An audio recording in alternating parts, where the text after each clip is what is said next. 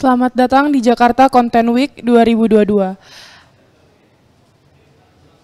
Acara ini diselenggarakan oleh Yayasan 17.000 Pulau Imaji dan Frankfurter Busemesse.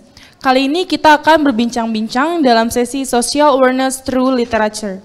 Sesi ini adalah bagian dari Litfest, sebuah program yang fokus pada perbincangan sastra dan perbukuan, meliputi soal produksi, distribusi, komunitas, dan aktivisme, serta wacana terbaru di wilayah Asia Pasifik. Dengan mengundang para penulis dan pelaku sastra dan perbukuan kenamaan dari Indonesia dan mancanegara. Saya akan memanggil moderator kita yang akan membantu diskusi kita hari ini, Nimade Purnamasari.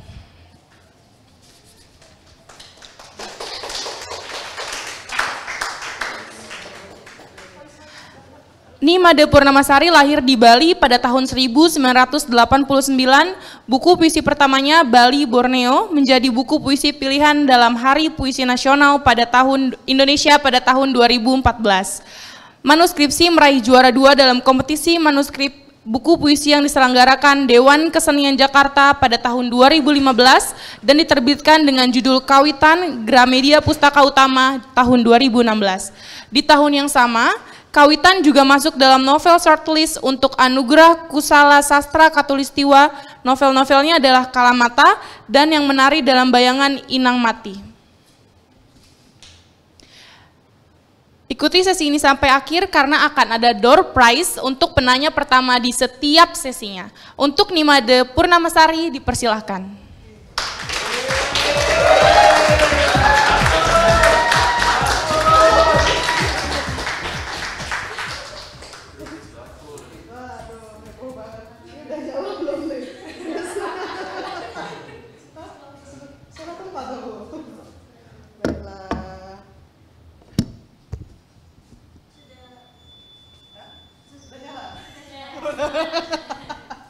Cek tes, oh oke, baik. Monggo silakan kalau mau. Kita santai aja ya. Halo, selamat siang teman-teman semua. Selamat siang, semoga sehat selalu. Senang sekali kita hadir ya dalam satu sesi yang kayaknya akan menarik. Mudah-mudahan akan menarik. Sebuah sesi mengenai Social Awareness Through Literature atau komitmen sosial melalui sastra. Dan narasumber yang hadir ini nggak tanggung-tanggung bagusnya. Saya akan langsung undang ke depan Kak Andina Dwi Fatma. Ayo Kak Andina, boleh tepuk tangan buat Kak Andina Dwi Fatma. Lalu melalui Zoom bergabung Kak Diki Senda. Bisa mungkin kita lihat Kak Diki. Hai Kak Diki. Halo. Oke. Sebelum kita mulai, saya mungkin akan membacakanlah sedikit biografi dari para pembicara yang akan berbagi soal komitmen sosial melalui sastra gitu ya. Karena ya biasalah kalau tak kenal maka tak sayang. Oke, saya akan bacakan. Contekannya banyak. Kak Diki Senda adalah penulis dan pegiat pangan lokal asal Molo, Timur Tengah Selatan. Menulis buku kumpulan cerpen Kanukuleon pada tahun 2013, Hau Kamelin dan Tuan Kamlasi tahun 2015, dan Sairai tahun 2017. Kak Diki kini mengelola komunitas warga Lakuat Kujawas. Benar ya Kak Diki nyebutnya ya? Betul, oke. Lakuat Kujawas di Desa Taiftop yang mengintegrasikan perpustakaan, laboratorium pangan, ruang arsip, pengetahuan adat, dan kelas menulis kreatif. Ini keren, komunitas warga ini keren, kita akan ngobrol lebih banyak dengan Kak Diki mengenai ini. Dan komunitas ini juga menyelenggarakan program sekolah budaya Skol Tamolo, residensi seni Apinat Akhlahat, dan tur gastronomi Manahat View yang mempertemukan seni pangan dan ekologi. Kak Diki, apa kabar Kak Diki? Sehat, luar biasa. Sehat, katanya sekarang sedang di Tentena ya, di Poso? Iya, saya sedang ikut festival Musim Tubo di Poso, Tentena. Oke. Terima kasih Kak Diki, di tengah segala aktivitasnya yang melanglang daerah di Indonesia, masih menyempatkan waktu untuk kita ngobrol-ngobrol sore ini. Terima kasih kembali. Ya, narasumber berikutnya saya bacakan sedikit CV-nya. Ada Mbak Andina Dwi Fatma, yang adalah penulis novel, kolumnis, dan tinggal di Jakarta. Tapi sekarang lagi PhD di Monash University. Novel pertamanya berjudul Semusim dan Semusim Lagi, memenangkan sayembara menulis novel dari Dewan Kesenian Jakarta pada tahun 2012. Novel keduanya, Lebih Senyap dari Bisikan, menjadi buku pilihan Tempo tahun 2021, kategori prosa. Sip. Dan esai-esainya yang bertema media, demokrasi, dan kehidupan sosial telah diterbitkan di beberapa media seperti Jakarta Post, Tirto, Conversation, Kumparan Plus, dan Kak Andina sekarang, menempuh pendidikan doktoral di Monash University Fakultas Seni. Oke, thank you Kak Andina. Terima kasih sudah bergabung. Langsung diambil mic-nya, enggak apa-apa, kita ngobrol. Tes. Ya, nyala kok. Nyala. Tes. Dikencengin dikit. Oke. Kak Andina, aku mau... Halo. Ya, karena kan topiknya sekarang tentang social awareness through literature, jadi lewat sastra. Saya ingin menautkan dengan karya terakhirnya Kak Andina yang saya kira itu penting untuk bicarakan. Boleh Kak Andina cerita untuk mengawali soal karya yang terbaru, novel yang baru saja terbit? Silakan Kak. Ya, jadi novel kedua saya berjudul Lebih Senyap dari Bisikan. Kalau dikaitkan dengan tema pembicaraan kita sore hari ini, novel itu mau mengeksplorasi mengenai kenyataan yang dihadapi oleh perempuan. Sebetulnya bukan cuma perempuan di perkotaan ya, walaupun settingnya dia adalah tokohnya adalah perempuan urban, tetapi realita yang dihadapi perempuan dari mulai hampir di seluruh tahap hidupnya gitu Kak. Jadi ketika dia belum menikah, ketika dia sudah menikah, dan ekspektasi sosial terhadap dia, dan khususnya di sini saya mau bicara mengenai motherhood atau keibuan gitu ya, sesuatu yang di banyak karya gitu ya, buku, film atau apa, itu sering dipandang atau diterima tanpa dipertanyakan lagi sebagai sesuatu yang sudah pasti membahagiakan gitu ya. Siapa sih perempuan yang gak seneng hamil, punya anak tanpa, dan kadang kalau kita lihat di film atau di buku itu sering peristiwa hamil dan melahirkan tuh sering di skip sebagai sesuatu yang ya udah natural aja gitu kan.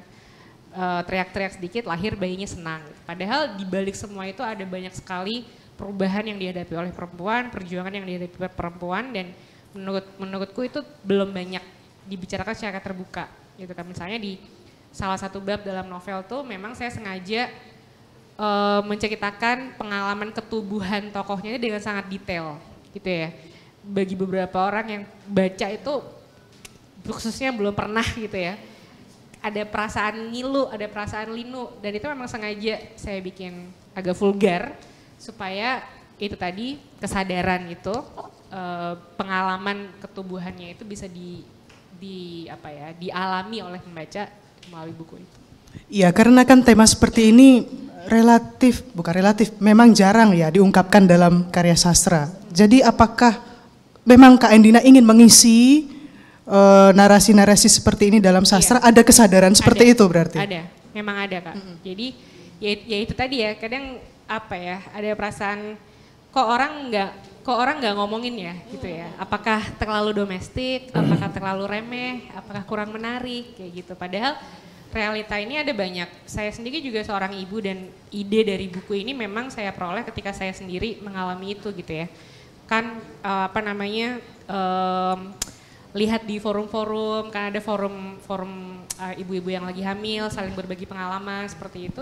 Saya lihat kok banyak ya pengalaman-pengalaman yang kayak ya udah disapu ke dalam karpet gitu Kak. Seperti nggak boleh lihat gitu. Motherhood itu harus menyenangkan, harus penuh cinta dengan anaknya. Padahal yang disapu ke balik karpet itu banyak gitu. Itu yang pengen gali. Oke, baik. Sebelum aku ke Kak Diki Senda, aku mau satu pertanyaan buat Kak Andina. Kak Andina, berarti untuk novel yang terbit kemarin itu, apakah ada semacam, aku nggak tahu, tanggapan dari teman-teman tentang novel itu untuk menunjukkan bahwa karyanya Kak Andina memang betul-betul bisa membangkitkan lah gitu, semacam awareness bagi mereka? Gimana tuh? Kalau tanggapan lumayan banyak Kak, yang DM di Instagram, yang reply di Twitter, di medsos ada banyak lah, ada beberapa yang kirim email juga. Cuman yang paling aku ingat adalah tanggapan dari temanku sendiri, orangnya sekarang juga lagi di luar negeri, Roy, direkturnya Remo TV gitu ya. Roy itu WhatsApp aku tengah malam, dia bilang dia baru baca yang part melahirkan itu, dia baru menikah, belum punya anak, tapi dia nangis ketika baca part itu. Dia baru tahu bahwa ternyata sebegitunya ya yang harus dilalui oleh seorang perempuan ketika dia memutuskan untuk hamil dan punya anak. Sedangkan selama ini kan diskurs atau wacana mengenai baby ya udah happy aja gitu kan, dengan iklan-iklan atau konten-konten budaya pop menyusui dengan penuh kebahagiaan gitu, yang dibalik itu semua tidak diceritakan. Nah itu yang pengen aku munculkan gitu Kak. Oke, baik, berarti apa ya, karya yang dibuat sedikit banyak telah memantik gitu ya. Mudah-mudahan. Oh, mudah-mudahan. Mudah-mudahan seperti itu. Ini rendah hati sekali Oh, ini. harus dong, Kak. Oh, harus dong. Seniman harus begitu ya Bang Zeni. Baik, saya ke Kak Diki. Ya, Kak Diki, aku ingin elaborasi soal komunitas Lakuat Kujawas yang Kak Diki dan teman-teman buat di Molo. Ya. Kira-kira Kak Diki berkenankah untuk bercerita kepada teman-teman di sini kapan mulai Kak Diki punya kesadaran untuk mendorong teman-teman warga lokal untuk berdaya lewat komunitas ini? Silakan Kak Diki. Ya, kalau bicara tentang Lakuat itu juga tidak terlepas sebenarnya dalam terkait dengan perjalanan menulis saya sendiri, karena pada saat itu saya lahir dan besar di Molo. Itu wilayah yang menurut saya sejak kecil saya bertumbuh dengan dunia dongeng, tradisi-tradisi tuturnya kuat, mitos-mitosnya kuat, dan itu banyak mempengaruhi perjalanan menulis saya. Narasi-narasi tentang masyarakat adat misalnya dari Molo maupun Timor itu muncul dalam karya-karya saya, dan kemudian saya pernah berada dalam titik ketika melakukan riset untuk mempertajam tulisan-tulisan dan kemudian menemukan bahwa ternyata narasi-narasi tentang masyarakat adat itu juga penuh dengan begitu banyak label dan stigma yang melekat, yang itu karena kolonialisme, kemudian karena pengaruh agama dan seterusnya. Saya misalnya ada suatu waktu ketika pulang dan menemukan bahwa sulit sekali ketika melakukan riset, sulit sekali ketemu dengan tua-tua adat yang ada trust isu di situ. Mereka menolak untuk memberikan informasi atau narasi-narasi yang mereka punya karena ada perasaan-perasaan bahwa begitu banyak orang datang dari luar untuk meneliti tentang masyarakat adat di Timor atau Molo dan kemudian membawa pergi narasi-narasi itu dan tidak dikembalikan ke masyarakat adat sebagai pemilik. Dan itu bikin saya miris juga, sehingga kemudian berangkat dari sana pengalaman-pengalaman itu. Kemudian kami bikin Lakuat Kujawas sebenarnya sebagai gerakan awal teman-teman orang muda adat yang oke, ini sudah saatnya narasi-narasi tentang masyarakat adat Molo, narasi-narasi tentang orang Timor yang ditulis oleh orang-orang Timor, yang ditulis oleh orang-orang Molo. Kemudian juga narasi-narasi yang selama ini dibelokkan atau stigma-stigma yang selama ini diberi untuk masyarakat adat, ya sudah saatnya itu kemudian diluruskan, dan itu kemudian yang dilakukan oleh kami semua di Lakuat sebagai ruang alternatif baru.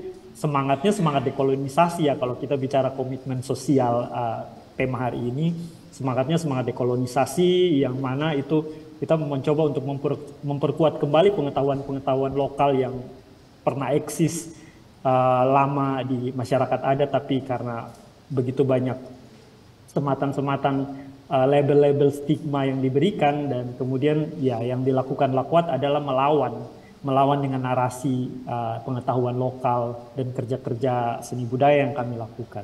Kurang lebih begitu. Oke, Kak Diki, itu menarik sekali ya, memperkuat pengetahuan lokal.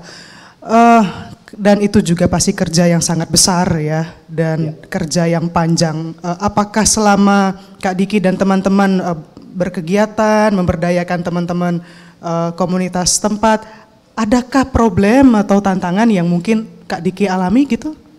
Yang mungkin bisa kita share, bagikan di sini. Iya, kalau tantangan sebenarnya justru kita bicara sistem ya, itu jadi tantangan yang paling besar. Karena bicara tentang gerakan sosial, komitmen sosial yang kami lakukan di Lakwat Kujaos, justru tantangannya bukan dari masyarakat. Masyarakat justru menerima ini sebagai satu apa ya, memori, ya mereka punya memori itu, punya pengalaman-pengalaman terkait itu, dan ketika ruang-ruang ini hadir di Lakwat, ada semacam nostalgia, ada semacam kerinduan untuk membangkitkan lagi itu. Tapi yang menjadi tantangan justru dari sistem yang ada ya, artinya bahwa misalnya sistem pendidikan yang tidak banyak justru memberi ruang bagi pengetahuan-pengetahuan lokal ini, atau misalnya sistem pemerintahan yang justru membuat masyarakat itu jauh dari pengetahuan lokal yang mereka punya, karena ya sistem persoalan birokrasi itu juga menjadi tantangan. Bagaimana sulitnya berhadapan dengan pemerintah daerah sendiri yang ternyata melihat pengetahuan lokal itu sebagai sesuatu yang mengancam misalnya, atau sebagai sesuatu yang kalau kita misalnya hari ini masyarakat adat di Molo berjuang mempertahankan ruang hidupnya, kemudian itu dicap sebagai anti pembangunan misalnya, sepakat atau tidak sejalan dengan ideologi Pancasila misalnya, hal-hal kayak gitu yang lucu tapi ya itu terjadi dan menantang. Ya. Oke, dan proses bernegosiasi antara teman-teman komunitas dan sistem itu masih terus terjadi sampai hari ini. Ya. Oke. Tentu saja. Sip. Makasih Kak Diki. Saya lanjut ke Kak Andina. Topik kita kan soal komitmen sosial gitu ya. Kalau dalam pengertian atau lini masa sejarah sastra kan komitmen sosial seolah-olah dekat dengan ideologi kiri, ya kan? Terutama di masa lalu wacana ini sangat gencar dan bahkan menjadi fokus utama dalam kekaryaan, terutama bagi kelompok-kelompok sosialis atau kelompok-kelompok kiri. Aku ingin tanya Kak Andina soal komitmen sosial lewat sastra. Apakah betul-betul hanya dilakukan lewat berkarya? Atau kalau misalnya benar lewat berkarya, karya seperti apa sih sebenarnya yang pas untuk mewakili wacana ini di masa sekarang ini? Kalau saya rasa bentuknya sebenarnya bisa banyak ya Kak. Kayak yang Kak Diki lakukan kan bukan hanya sekadar buku puisi, cerita, tapi juga kerja-kerja komunitas. Kalau saya di bidang akademik juga ada yang namanya Tridharma, itu kan juga bukan cuma menulis tapi juga melakukan misalnya pendidikan literasi ke masyarakat, pengabdian gitu ya kayak ibaratnya. Jadi kalau itu diaplikasikan ke kerja yang saya lakukan sekarang juga memang bukan hanya berkarya saja, tapi mungkin pertama-tama harus diawali dengan itu gitu Kak. Karena lewat karya itulah kita jadi punya pintu masuk untuk melakukan kegiatan-kegiatan yang lain. Lalu karya yang seperti apa? Justru saat ini tantangannya itu Kak, kayak novelku ini sebenarnya kan ngomong soal kesetaraan gender lah, atau mungkin isu-isu gender ya. Tapi kalau kita masuk dengan label, apalagi dengan ya itu secara eksplisit menyatakan ideologi, itu mungkin ada beberapa kalangan yang akan jadi resisten gitu. Tetapi justru itu kekuatan karya atau Kak Purna pasti juga sangat familiar dengan ini ya, kekuatan storytelling tuh itu loh Kak. Kadang orang tuh juga nggak ngeh sebetulnya di balik ini ada apa, tapi karena mereka enjoy dengan membaca ceritanya gitu, kemudian timbul empati. Itu aja sih Kak yang aku inginkan, bahwa ketika dia membaca karya ini timbul rasa itu tadi ya, rasa empati, rasa mengetahui perjuangan yang harus dihadapi ternyata seperti itu, dan timbul sedikit empati. Itu menurutku sudah cukup gitu tanpa mempersoalkan masalah ideologinya. Oke, kalau di masa lalu kan komitmen sosial itu muncul karena memang keberpihakan kepada yang terpinggirkan, kan begitu. Kalau menurut Kak Andina, komitmen sosial hari ini itu fokusnya kemana? Apa yang menjadi hal utama yang diungkapkan dalam dunia literasi karya sastra kita? Kalau dulu kan ya kaum kiri mereka melakukan serangkaian aktivitas turba segala macam atas nama kepedulian, Kalau hari ini apa yang menjadi fokus perlawanan atau perjuangannya? Itu pertanyaannya besar ya Kak. Ya. Kebetulan aku juga tidak studi sastra. Jadi aku tidak tahu sekarang warna komitmen sosialnya gimana. Cuman mungkin aku bicara di generasiku ya Kak. Aku melihat kami ini sebetulnya tanpa harus bicara ideologi secara langsung, banyak dari kami yang bisa menyuarakan ketidakadilan. Intinya kan sebenarnya ketidakadilan ya, yang kami lihat di lingkungan kami masing-masing, lalu kami tuangkan dalam cerita gitu. Ada banyak, walaupun tidak secara eksplisit ini kami menggunakan terminologi sastra kiri, sastra apa enggak gitu. Tapi aku melihat di dalam cerita-cerita teman-temanku, teman-teman penulis ini ada banyak isu yang ingin digugat, walaupun tidak eksplisit di situ, tapi tetap ada, dan aku rasa itu yang penting. Oke, tetap setidak-tidaknya ada semacam konteks kepedulian dengan refleksi mereka masing-masing ya, seharusnya begitu ya. Betul. Aku mau ke Kak Diki sebentar. Ya. Kak Diki, Ya. aku tertarik untuk mendengar ceritanya Kak Diki soal bagaimana Kak Diki mencoba untuk meretas sistem yang membatasi Kak Diki dan teman-teman berkegiatan di Molo di sana. Oke, dan kayaknya masalah sistem seperti ini juga terjadi di berbagai daerah kan, tidak hanya di Molo atau di NTT dan seterusnya gitu. Aku ingin dengar cerita Kak Diki bagaimana Kak Diki dan teman-teman bersiasat untuk melampaui sekat-sekat yang justru diciptakan oleh sistem yang ada di negara kita sendiri. Ya, salah satu yang menarik sebenarnya dalam kerja-kerja yang kami lakukan adalah semangat kolektivisme itu sendiri. Jadi justru saya yang awalnya datang dari saya sebagai penulis, saya sebagai pribadi, tapi kemudian ketika berkomunitas membangun Lakwat Pujawas itu jadi melebur bahwa semangat yang kami lakukan yaitu kerja-kerja kolektif, kesadaran kolektif, gotong royong, dan misalnya salah satu yang menarik adalah kesadaran yang kami bangun terkait dengan bagaimana orang-orang muda adat atau perempuan adat atau anak-anak punya kesadaran terkait dengan ruang hidup mereka. Karena ada perampasan tanah misalnya, atau ada hutan yang diambil, atau mata air yang dimonopoli oleh pemerintah atau oleh lembaga swasta misalnya.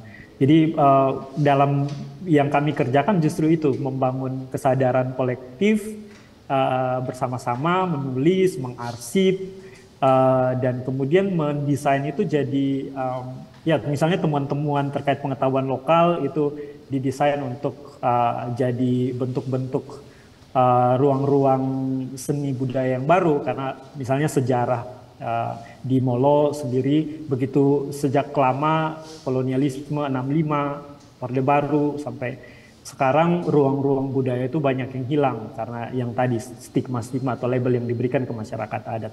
Nah sekarang yang kami lakukan di Lakwat justru mengembalikan ruang-ruang itu, ruang-ruang ritual, festival, pertemuan-pertemuan adat, tapi dengan konteks dan pendekatan yang baru hari ini ya.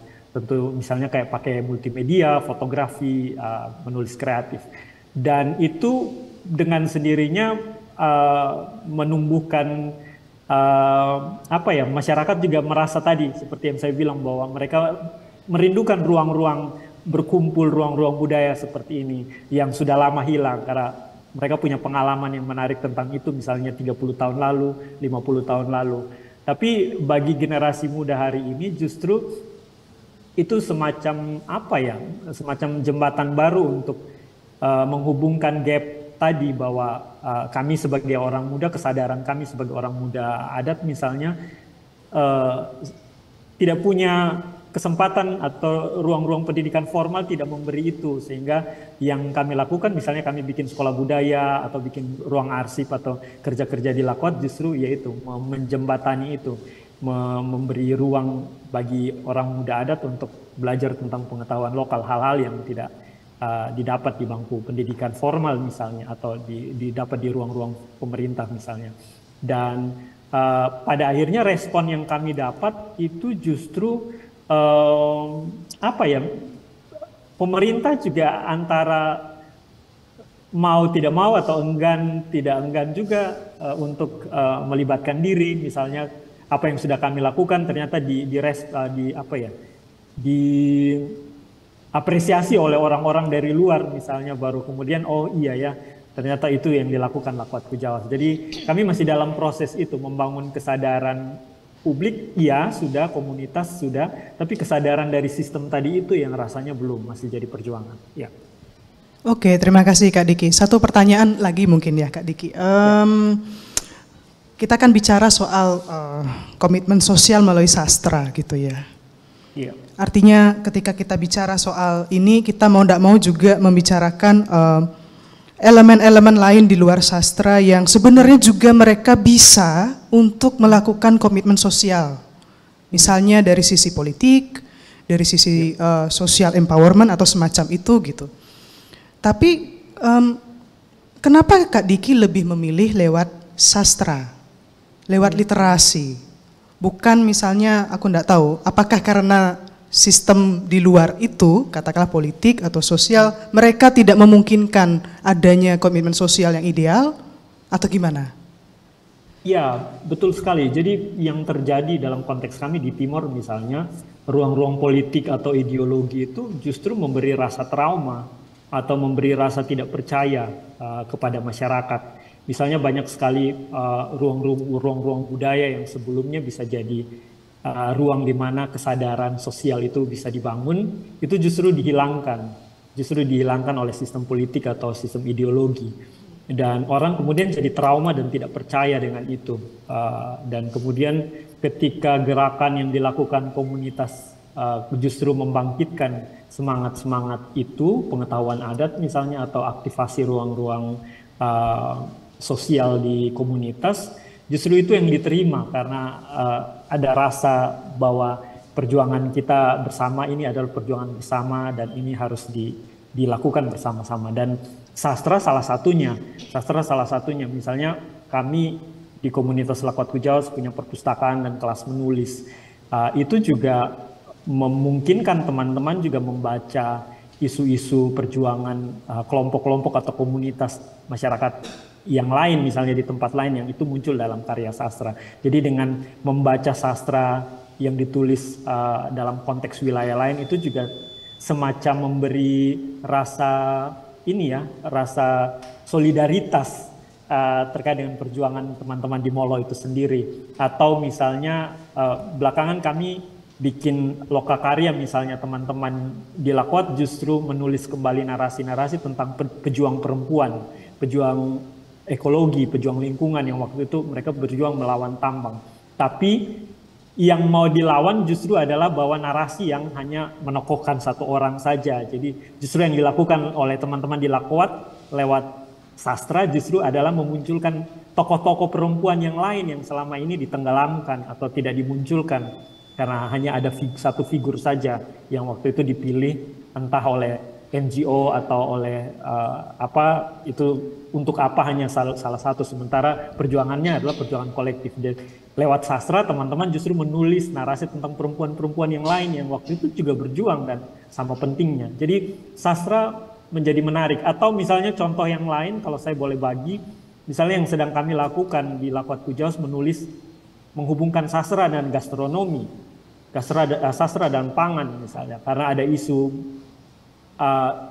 di masyarakat adat bahwa selama ini label untuk makanan lokal itu sebagai miskin, tertinggal, makanan yang tidak, yang sesuatu yang negatif lah.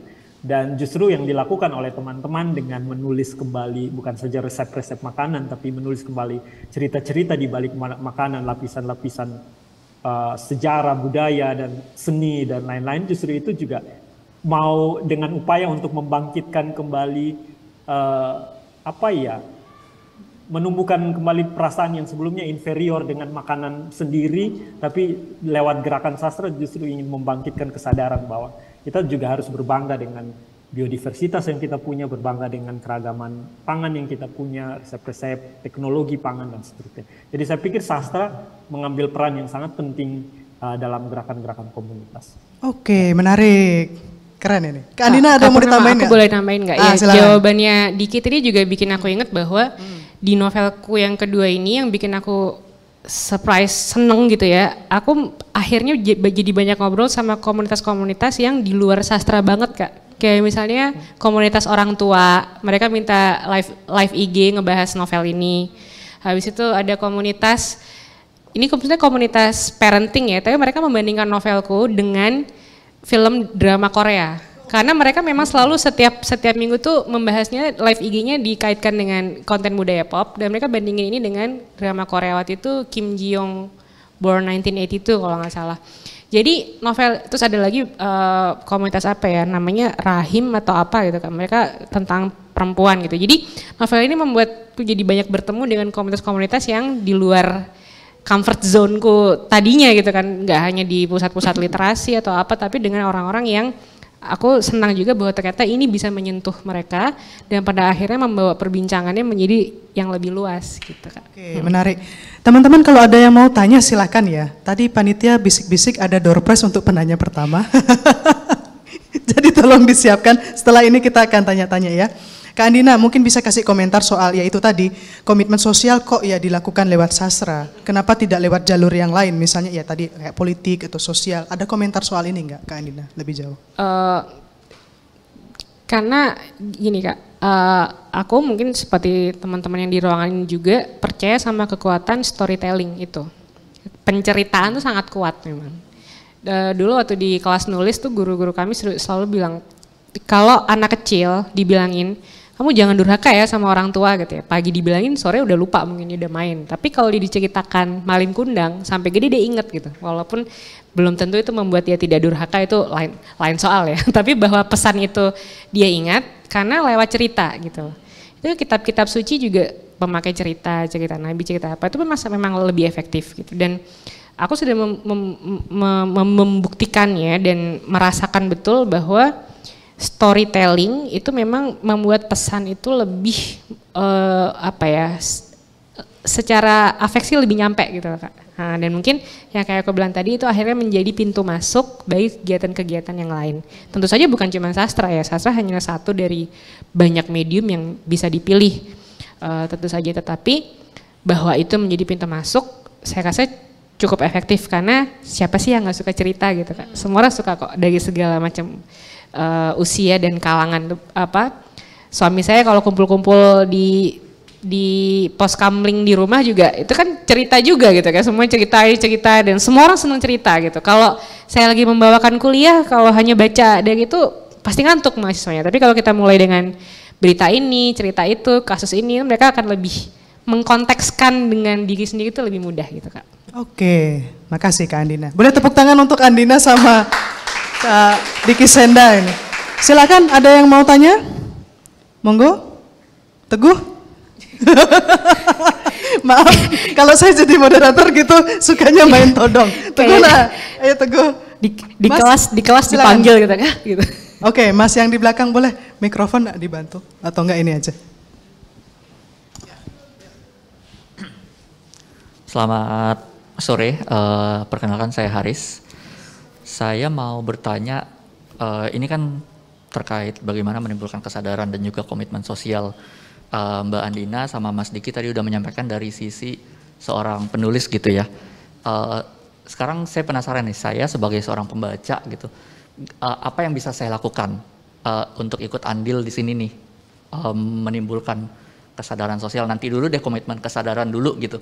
Gimana cara saya, mungkin selama ini saya ada sih nge-review buku kayak gitu-gitu doang. Cuman saya nggak tahu nih ini berimpact nggak gitu untuk pembaca lainnya atau mungkin calon pembaca lainnya untuk meningkatkan kesadaran sosial ini. Itu dulu sih mungkin. Terima kasih. Terima kasih Mas Haris, pertanyaannya bagus banget ya. Apa yang bisa dilakukan oleh pembaca? Satu, merefleksikan buku yang dibaca, itu pasti ya. Tadi Mas Haris cerita bikin review apa segala macam, menurutku tuh udah satu step yang sangat penting dan itu udah bagus itu karena salah satu fungsinya sastra itu kan sebetulnya menawarkan alternatif pandangan kita terhadap hidup ini gitu Kak. Maksudnya iya kan kita menjalani hidup udah seperti mesin gitu ya, kerja, rutinitas apa segala macam, Aku kadang suka memikirkan sastra tuh kayak break yang sangat penting gitu Kak, tempat kita membaca, kita merefleksikan lagi nilai-nilai yang kita punya. Jadi membaca dan merefleksikan menurutku udah step yang penting. Yang kedua adalah mencoba untuk mengubah cara kita dalam memandang dan berperilaku, mulainya dari diri kita sendiri gitu Mas Haris. Contoh gitu ya.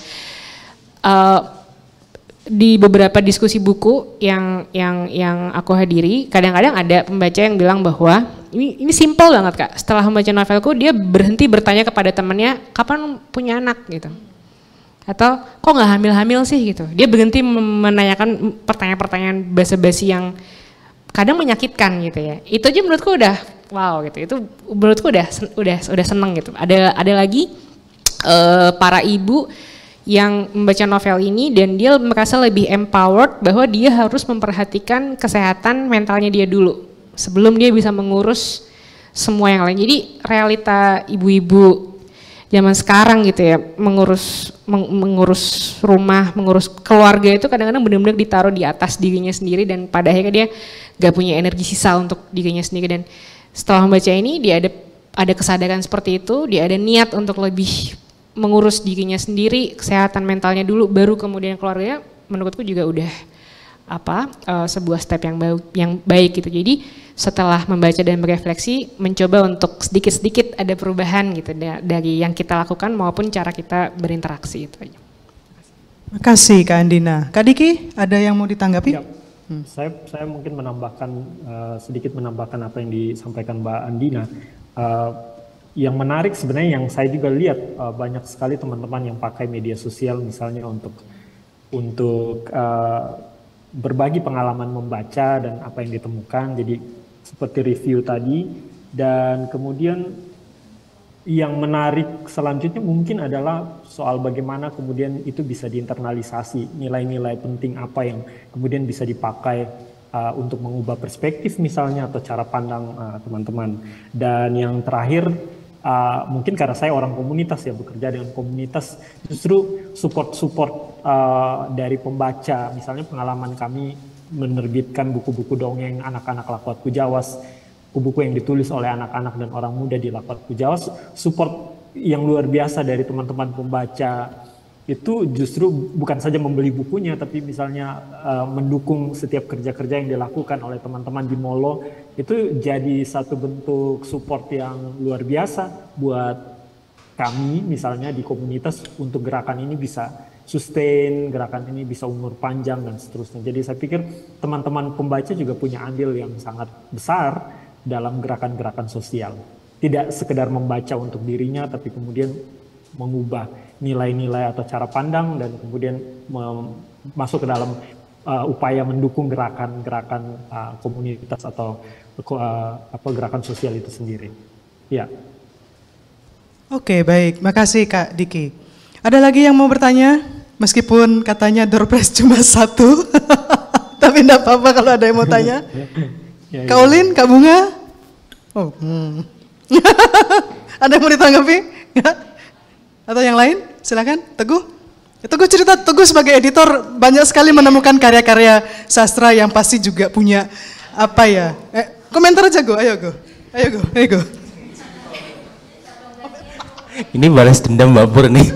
Sebagai editor lebih senyap dari bisikan, silakan dong, ya kan? Editornya loh ini. Balas dendam Mbak Pur dulu. Oke, satu-satu ya. Ya sepakat dengan pembicaraan hari ini. Ini diplomatis sekali. Tapi kalau saya malah mau menanggapi pertanyaan Haris itu kan, karena saya juga seorang yang pembaca, jadi saya selalu berpikir bahwa ketika kita menyampaikan hasil pembacaan dan interpretasi kita itu adalah cara kita untuk yuk ada sesuatu yang seru di buku ini gitu.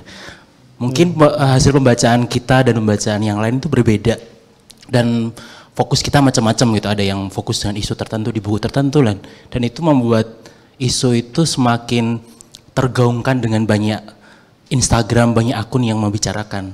Dan ya mungkin efeknya tidak langsung ketika terbit langsung jadi sebuah gerakan gitu, tidak, tapi mungkin perlahan-lahan gitu. Dan itu yang pasti diharapkan oleh penulis, penerbit dan yang lainnya itu sih. Aku tidak mau bicara yang lebih jauh. Terima kasih. Kak Andina, ada yang mau ditanggapi karena Kak Teguh juga melontarkan satu kenyataan yang menarik ya, bagaimana media sosial menjadi semacam amplifikasi dari kesadaran sosial yang coba digaungkan oleh teman-teman penulis. Gimana? Betul, Silakan. betul. Iya, tadi juga Kak Diki juga menyinggung soal itu ya. Bener banget Kak Purnama dengan adanya media sosial itu yang namanya link ke review, kadang ada yang ngeblok terus di review gitu ya, atau sebatas DM di Instagram atau apa, itu semua memang munculnya sekarang dari media sosial. Jadi amplifikasi dari kesadaran sosial yang coba kita angkat lewat karya sastra itu ya justru ada terjadinya di kerja-kerja pembacaan, review dan sharing itu tadi. Lihat deh, coba deh buku ini, ada yang rekomendasi segala macam, itu sih secara organik berkembangnya dari situ emang. Meskipun juga pasti ada plus minusnya dong. Artinya seringkali apa yang coba dilontarkan ternyata tidak terima. Iya. Itu gimana tuh? Kalau aku dari dulu menganut prinsip ini sih Kak, begitu buku itu udah lahir ya udah gitu. Interpretasi pembaca itu masing-masing. Ya penulis sudah mati, mungkin dalam hal ini aku pegang gitu ya. Jadi apapun yang didapat oleh si pembaca itu hak mereka. Dan justru kadang-kadang menimbulkan kadang-kadang ada interpretasi yang aku sendiri sebagai penulisnya nggak bermaksud, oh iya ya bisa ya kayak gitu, jadi baru kayak seperti itu. Oke, makasih. Kak Diki boleh Sama. komentar soal bagaimana amplifikasi soal social awareness ini lewat media sosial atau lainnya, silakan. Ya, itu menjadi fenomena yang menarik ya. Sepakat juga bahwa dia bertumbuh dengan sangat organik. Jadi kesadaran untuk memposting apa yang dibaca dan apa yang menjadi bahan refleksi setelah membaca dan nilai apa yang dapat dari bahan bacaan itu juga sesuatu yang menarik, dan itu teramplifikasi dengan sangat cepat di media sosial, dan itu kan terjadi dengan sendirinya tanpa ada yang menggerakkan atau ada yang memaksa. Jadi saya pikir yang dilakukan oleh teman-teman pembaca dengan memanfaatkan media sosial itu juga pada akhirnya juga bukan saja membantu penulis menyebarluaskan pesan tentang pesan sosial misalnya, tapi untuk mungkin orang jadi penasaran juga untuk membaca. Jadi saya pikir itu kerja simultan dari banyak pihak, dan itu menjadi proses yang sangat menarik dan penting ya. Oke, ada lagi yang mau komentar? Atau saya mau minta komentar Mas Lutfi ya dari Mizan. Sebagai yang bergerak di industri perbukuan, bagaimana peran teman-teman penerbit barangkali ya untuk memberikan ruang soal kepedulian sosial lewat karya-karyanya. Berkenan Mas Lutfi ya, silakan Mas. Saya ditodong ini ya. Iya. Hebat nih moderator. Bisa nggak? Ini aja. Ini aja. Terima kasih. Ini sebetulnya saya tadi pengen menangkap pesan yang kemudian tadi kita ada komitmen sosial gitu terhadap apa yang kita suarakan melalui sastra gitu ya. Karena saya jadi pengen berkomentar gitu tadi sebetulnya, karena ada satu pengalaman dulu saya pernah tinggal cukup lama di Kepulauan Sangihe, Sulawesi Utara. Di sana kemudian di pulau yang cukup terisolasi gitu, karena nggak ada sinyal handphone. Kalau tadi bicara soal terkait sosial media gitu, saya setengah mati untuk mendapatkan handphone di sana. Tanpa listrik. Mungkin itu satu pengalaman yang pernah saya alami bersama anak-anak pulau. Mereka untuk pertama kalinya, jadi untuk mengakses di pulau tersebut itu di wilayah Sulawesi Utara, dia harus mengakses untuk nyebrang ke ibu kota kepulauan itu perlu waktu sekitar 2-3 jam menggunakan pambut perahu kecil, dan anak-anak di sana aksesnya sangat terbatas terhadap buku, kemudian terhadap bacaan, dan guru-gurunya juga terbatas karena guru-guru itu dalam tanda kutip diimpor ya, diimpor dari pulau-pulau sekitarnya, karena di daerah itu, di pulau itu tidak ada guru, begitu. Saya stay di sana dan kemudian ada pengalaman menarik ketika memperkenalkan anak-anak itu terkait dengan menyuarakan apa sih yang kemudian terdapat atau dunia anak ini yang dihadapi, karena even mereka untuk melihat televisi pun mereka nggak ada akses, dan belajar berbahasa Indonesia itu mereka lebih fasih berbahasa Tagalog karena berdekatan dengan Filipina, begitu. Sementara di akhir masa pendidikan mereka itu harus menghadapi, waktu itu masih ada ujian akhir nasional yang lembaran ujiannya adalah berbahasa Indonesia. Mereka sangat susah gitu. Jadi kami harus ikut menerjemahkan, ikut ngasih tahu, ikut.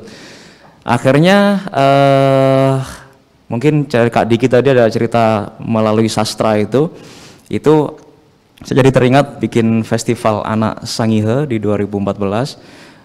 Seumur hidup mereka di usia kelas 5 SD, kelas 6 SD menyeberanglah ke pulau itu menemui satu, bisa dikatakan mereka ketemu kota, mereka ketemu yang namanya angkot, karena di pulau itu luasnya hanya 3 km persegi di atas perairan wilayah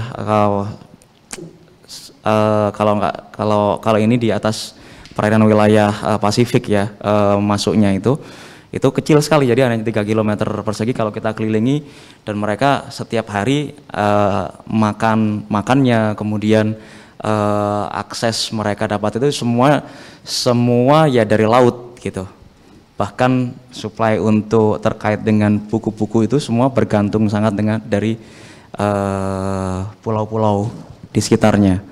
Nah, tadi saya teringat ketika menyuarakan terkait dengan sastra, itu memang itu setuju sekali, itu menjadi wahana yang kemudian didengar dengan adanya waktu itu satu gerakan festival anak Sangihe, itu membuka mata pemerintah lokal untuk memperhatikan lebih gitu terhadap pulau-pulau yang ada di wilayah perbatasan gitu. Mungkin itu Mbak yang saya ingin tergelitik untuk ikut berkomentar, karena sekadar flashback apa yang pernah saya alami. Itu aja paling. Makasih Mas Lutfi, ini dia sharing, tapi juga memantik kenyataan yang berbeda soal amplifikasi ide-ide soal komitmen sosial ya, karena kita tidak bisa pungkiri bahwa ada kenyataan disparitas, kesenjangan, akses yang tidak memungkinkan ide-ide yang dituangkan dalam sastra bisa terjangkau kepada teman-teman yang mungkin daerah terluar, terdepan, seperti itu. Menurut Kak Andina bagaimana soal ini? Ya memang kalau bicara kesenjangan memang di Indonesia ini kadang mau nggak mau bikin kita jadi terdiam gitu ya. Kita boleh aja punya ide setinggi langit, tapi kayak waktu itu saya ke daerah Waika Bubak untuk acara literasi di kampus ya, literasi digital. Itu saya memberi semacam anak-anak muda di Waika Bubak itu, mereka diajari membuat reportase mengenai masalah-masalah yang mereka hadapi di sekitar mereka gitu ya, macam-macam gitu, dari mulai nggak punya lapangan bola sampai ada jalan rusak, kemudian lampu segala macam. Tapi ketika datang ke sana itu sebagai orang yang tinggal di Pulau Jawa, itu cuman geser ke situ aja tuh udah beda banget gitu Kak. Memang secara infrastruktur memang udah nggak inilah yang nggak seimbang. Tapi tadi kayak aku mendengar ceritanya Kak Diki gitu ya, aku rasa dengan kerja komunitas seperti yang udah Kak Diki lakukan itu, jadi tidak harus karya sastra dari istilah dari pusat gitu ya, harus sampai ke sana. Mereka bisa bikin sendiri kok, gitu loh. Bisa bikin sendiri dengan ceritanya sendiri, dengan komunitasnya sendiri, itu bisa lahir wacana-wacana baru. Cuman ya itu tadi ya, permasalahan struktur itu tadi ya, kadang support untuk bisa sampai ke situ, basicnya infrastrukturnya kan harus ada dulu gitu Kak. Kita nggak bisa ngomongin cerita ketika kayak tadi ya, mau keluar pulau aja harus 2 jam, 3 jam gitu. Jadi aku rasa asalkan diberikan infrastruktur yang pas itu bisa menjadi lokus-lokus pengetahuan yang baru malahan gitu. Oke, ini menarik. Kak Diki ada komentar Kak Diki, bagaimana nyala-nyala dari teman-teman ini tersebar pada akhirnya di berbagai tempat, bukan hanya di Molo barangkali. Gimana Kak Diki? Ya, kami juga tentu saja punya banyak keterbatasan, tapi di sisi lain yang menarik dalam gerakan di Lakwat Pujawas kurang lebih 7 tahun terakhir adalah soal bagaimana kami memanfaatkan pertemanan, perkawanan, modal sosial untuk mendukung gerakan. Misalnya kami bikin program residensi itu juga salah satunya untuk ada pertukaran pengetahuan, ada proses belajar bersama dengan teman-teman di seniman atau penulis dari luar misalnya. Saya juga sepakat bahwa kita masih punya banyak persoalan terkait dengan akses itu sendiri, dan yang dilakukan oleh Lakwat Pujawas justru adalah membangun menjadi ruang bersama di komunitas, karena kita juga punya persoalan terkait dengan akses ke buku misalnya, atau tidak punya ruang-ruang berkumpul misalnya, sehingga kemudian ruang-ruang di Lakwat Pujawas itu jadi ruang berkumpul atau ruang bersama bagi masyarakat. Tapi saya juga mau sharing misalnya satu hal yang kami lakukan kalau bicara tentang kesadaran sosial. Kemudian tadi Kak Andina juga sempat singgung soal bagaimana justru buku-buku yang ada di komunitas atau di suatu wilayah justru buku-buku yang datang dari tempat itu. Kami misalnya tahun ini kami bikin satu riset kecil bersama dengan orang-orang muda adat. Dan menemukan satu hal yang menarik, artinya lewat sastra itu juga kita bisa menemukan persoalan yang lain, isu-isu sosial yang ada di Molo. Jadi kami bikin lokakarya bersama warga, jadi dari orang tua adat, kemudian orang-orang muda, perempuan, untuk sebenarnya hanya mengajak mereka untuk menulis kembali dalam bahasa lokal, dalam bahasa Molo. Jadi kami bikin workshop kurang lebih 1 tahun terakhir, dan yang menarik ternyata adalah menemukan bahwa bahasa orang Molo itu terkait juga dengan biodiversitas, terkait dengan, jadi yang kami temukan justru ketika hutan hilang, akses ke hutan hilang, bahasanya juga hilang. Jadi banyak sekali kosakata-kosakata yang kemudian hilang karena akses ke hutan atau hutan itu sendiri sudah hilang. Dan justru kami menemukan isu itu justru lewat kegiatan-kegiatan di komunitas, lewat sastra, lewat menulis kreatif. Jadi anak-anak, orang muda itu sama-sama kita menulis kembali dongeng-dongeng, cerita rakyat, narasi-narasi di kampung dalam bahasa Molo. Dan ternyata kami menemukan itu hal-hal yang itu. Jadi bagi saya justru ketika komunitas dikasih kesempatan untuk menulis narasi tentang dirinya, justru mereka juga di saat yang sama menemukan bahwa mereka punya persoalan yang lain, dan justru itu yang membuat mereka semakin solid, bahwa kita punya isu bersama dan ayo kita bergerak bersama.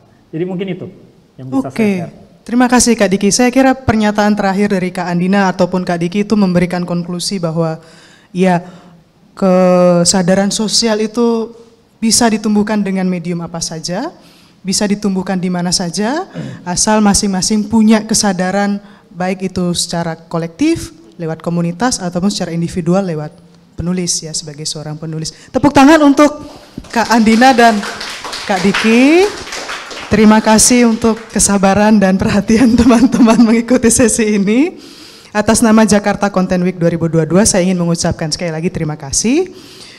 Dalam sesi Social Awareness Through Literature, kami masih punya banyak sesi menarik lainnya di Jakten 2022 dan bisa disimak di website jakten.id.